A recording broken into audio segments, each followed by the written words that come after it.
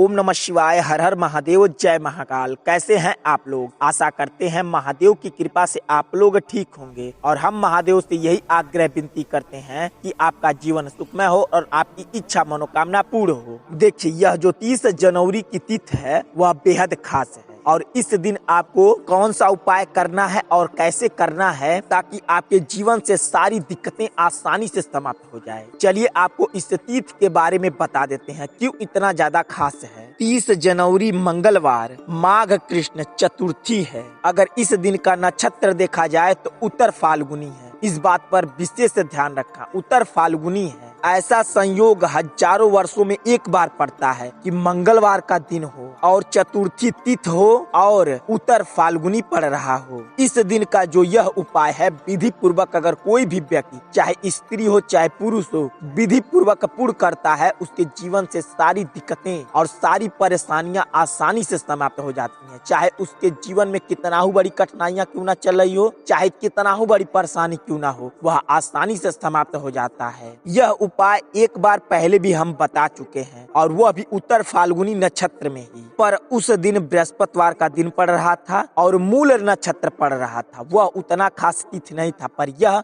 बहुत ज्यादा खास तिथि है। इस दिन इस उपाय को आप जरूर करें। इस एकमात्र उपाय से आप अपने घर में सारी दिक्कतों को आसानी से समाप्त कर सकते हैं। तो यह उपाय कैसे करना है और इसमें क्या क्या सामग्री लगेगी, सब आपको इस वीडियो में हम बताएंगे। तो इस वीडियो को बेहद ध्यान से देखें और पूरा देखें। बताने से पहले आपको बता दें, अगर आप भोलेनाथ के सच्चे भक्त हो तो इस वीडियो को जरूर लाइक कर दें और चैनल को सब्सक्राइब करके बेल आइकन दबा लें ताकि आपके जीवन से जुड़ी समस्या का समाधान इस चैनल पर उपाय के माध्यम से किया जा सके। तो आप इस चैनल को सब्सक्राइब करके बेल आइकन जरूर दबा लें। तो आपको इस उपाय के लिए क्या करना है, इस बात का विशेष ध्यान रखें। देखिए, आपको इस उपाय के लिए सबसे पहले घर का थोड़ा सा साफ सुथरा चावल ले लेना है। इस बात का बेहद ध्यान रखें, यह चावल का दाना आपके घर का ही होना चाहिए। आपको गिनती नहीं करनी है चावल का, थोड़ा सा आपको चावल ले लेना है और आपको कम से कम 3 बेलपत्री ले लेना है। अब आपको थोड़ा सा अपने घर से तिल का दाना ले लेना है। वो भी कौन सा तिल लेना है? काला तिल लेना है। हाँ, कई भाई बंधु कहते हैं कि तिल हमारे यहाँ नहीं होता, हम तो दुकान से खरीद के लाते हैं। ठीक है, आप दुकान से खरीद के लाते हैं, आपको वह तिल का दाना अपने घर पर ला के रख देना है और उसके बाद आप अपने घर में जहाँ कहीं भी पूजा पाठ करते हो उस तिल के दाने को अच्छी तरीके से रख देना है, जैसे पसार देना है। उसके बाद बिटोर के उसे किसी अच्छे से बर्तन में रख लेना है। अब आपको वह तिल का दाना ले लेना है। हाँ, अगर आपके घर का तिल का दाना हो तो और अच्छी बात है। और आपको थोड़ा सा चंदन ले लेना है। इन सारी सामग्रियों के साथ साथ आपको 1 लोटा जल ले लेना है। इस बात का बेहद ध्यान रखें, जो लोटे का जल लें वो अपने घर से ही भरना है। ये नहीं कि रास्ते में कहीं से भर लें, नहीं, आपको लोटे का जल अपने घर से ही भरना है। और आपको उस लोटे के जल में, अगर आपके घर में गंगा जल हो तो उस लोटे के जल में थोड़ा सा गंगा जल भी डाल लेना है। अब आपको ये जितनी सारी सामग्री बताए हैं हम आपको, वह लेकर चले जाना है आपको शिव मंदिर पर। हाँ, इस बात का बेहद ध्यान रखें कि उसी शिव मंदिर पर जाएं जिस शिव मंदिर का प्राण प्रतिष्ठा हो चुका हो। हाँ, कई सारे भाई बंधु कमेंट बॉक्स में पूछते हैं कि यह प्राण प्रतिष्ठा क्या होता है, तो हम आपको संक्षिप्त में बता देते हैं प्राण प्रतिष्ठा क्या होता है।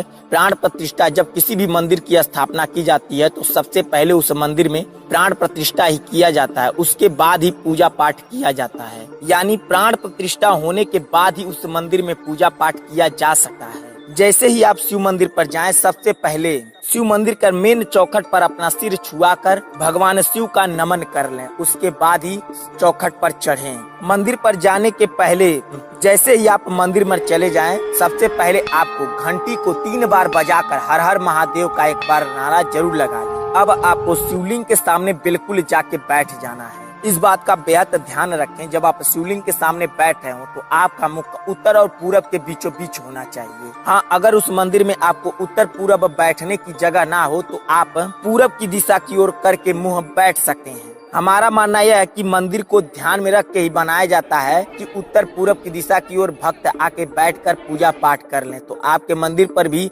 यह सुविधा प्रदान की जाती है कि आप जब कभी भी पूजा पाठ कोई भी भक्त करने आए तो वह उत्तर पूर्व की ओर मुंह करके बैठकर पूजा पाठ कर सके। जब आप वहां शिवलिंग के सामने बैठ जाएं तो आपको सबसे पहले तीनों बेलपत्री अपने सामने रख लेना है। उसे चंदन से ऊपर वाले भाग पर थोड़ा थोड़ा टीक देना है। इस बात का बेहद ध्यान रखें, जब आप पत्ती पर टीक रहे हो तो आपको ओम नमः शिवाय का जाप करते हुए बेलपत्री पर टीकना है। अब आपको उसी समय उसी चंदन से शिवलिंग पर ओम बनाना है। इस बात का बेहद ध्यान रखें, जब आप शिवलिंग पर ओम बना रहे हो तो एक बार अंगुली पर जब चंदन लगा लें तो पूरा ओम बना दें। ये नहीं कि आधा ओम बनाए फिर चंदन लगाए अंगुली पर फिर ओम बनाए, नहीं, आपको एक बार अंगुली पर चंदन लगाना है और पूरा ओम बना देना है। ठीक उसी समय आपको ओम नमः शिवाय का जाप करते हुए जितना चंदन, थोड़ा सा चंदन आप लेकर लोटे के जल में थोड़ा सा मिला दें। अब आपको एक बेलपत्री अपने दोनों हाथों के बीच में रखकर ओम नमः शिवाय का जाप करते हुए आपको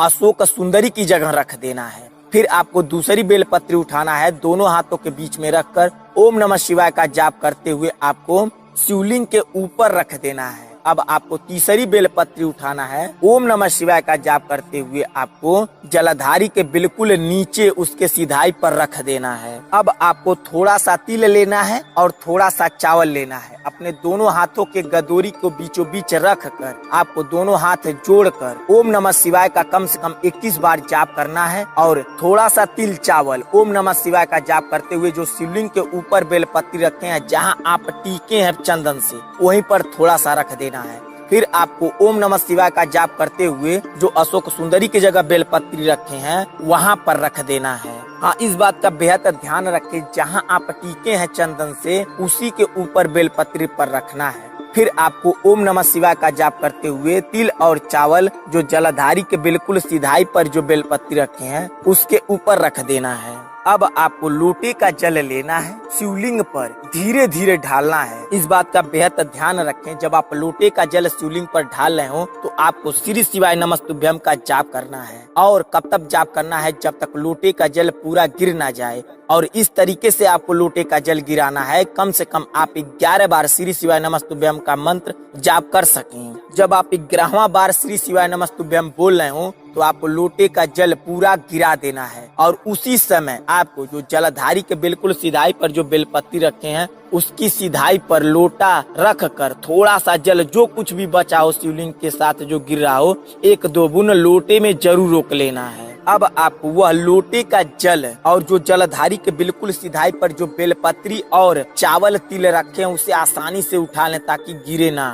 जो चावल तिल बेलपत्री पर हो वह गिरे ना, चाहे 1 हो चाहे 2 हो। उस बेलपत्री वाला चावल और तिल आपको बेलपत्री के सहित उठा लेना है। अब आपको लोटे का जल और बेलपत्री, तिल और चावल लेकर चले आना है अपने घर पर। सबसे पहले आपको लोटे के जल में थोड़ा सा और जल मिलाकर अपने पूरे घर में ओम नमः शिवाय का जाप करते हुए छिड़काव कर देना है। अब आपको जो चावल तिल लेकर आए हैं उसे किसी भी साफ सुथरे कपड़े में बांधकर अपने मेन गेट पर उसे बांध देना है। और जो बेलपत्री बचा है उसे आप अपने घर में कुछ ऐसी जगह रखें जहां पर कोई आता जाता ना हो और वहां पर किसी का गंदा हाथ पैर ना पहुंचता हो। ऐसी साफ सुथरी जगह उस बेलपत्री को रख दें। इतना करने से आपका यह उपाय पूर्ण होगा और आपकी जो इच्छा है, जो मनोकामना है वह शीघ्र ही पूर्ण होगा और अवश्य ही पूर्ण होगा। अगर आपको यह उपाय समझ में आ गया हो तो कमेंट बॉक्स में श्री शिवाय नमस्तुभ्यम जरूर लिखें। अगर नहीं समझ में आया हो तो कमेंट बॉक्स में पूछ सकते हैं, हम आपको वहाँ भी बताने और समझाने की पूरी कोशिश करेंगे।